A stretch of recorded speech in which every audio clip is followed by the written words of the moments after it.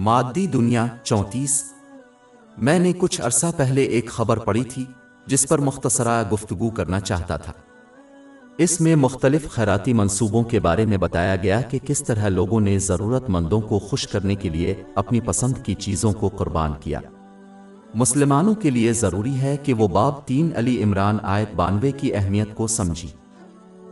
तुम हरगिज़ नेकी को हासिल नहीं कर सकते जब तक कि तुम अपनी पसंदीदा चीज़ों में से खर्च ना करो, और तुम जो कुछ भी खर्च करो अल्लाह इसको जानता है। ये आयत वाज़े करती है कि कोई शख्स सच्चा मोमिन नहीं हो सकता, यानी वो अपने ईमान में नक्स रखता है, जब तक कि वो अपनी पसंद की चीज़ों को अल्लाह ताला की रज़ा के लिए वक्फ करने के लिए तैयार ना हो। अगरचे बहुत से लोगों का ख्याल है कि इस आयत का इतलाक़ दौलत पर होता है, लेकिन हकीकत में इसका मतलब बहुत ज़्यादा है। इसमें हर वो नेमत शामिल है जिसे एक मुसलमान पसंद और पसंद करता है। मिसाल के तौर पर, मुसलमान अपने कीमती वक्त को उन चीज़ों पर सिर्फ करने में खुश होते हैं जो इन्हें खुश करती हैं, लेकिन वो अल्लाह ताला की खुशनुदी के लिए इन फ़र्ज़ी फ़राइज़ से हटकर वक्त देने से इनकार करते हैं जो एक दिन में बमुश्किल 1 या 2 घंटे लगते हैं।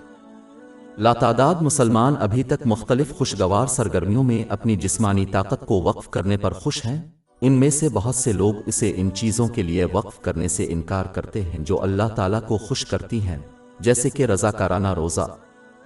आमतौर पर लोग उन चीज़ों में कोशिश करने में खुश होते हैं जिनकी वो ख्वाहिश रखते हैं, जैसे कि ज़रूरत से ज़्यादा माल हासिल करना जिसकी उन्हें ज़रूरत नहीं है, अगरचे इसका मतलब यह है कि उन्हें ओवर टाइम करना पड़े और अपनी नींद तर्क करनी पड़े।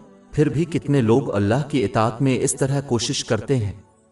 अपने अहकाम को बजा लाकर इसकी ममानतों से इज्तिनाब और तकदीर का मुकाबला रवायात के मुताबिक सब्र के साथ करना है। कितने लोग इस्लामी इल्म सीखने और उस पर अमल करने के लिए अपना कीमती वक्त ज़ाय करते हैं।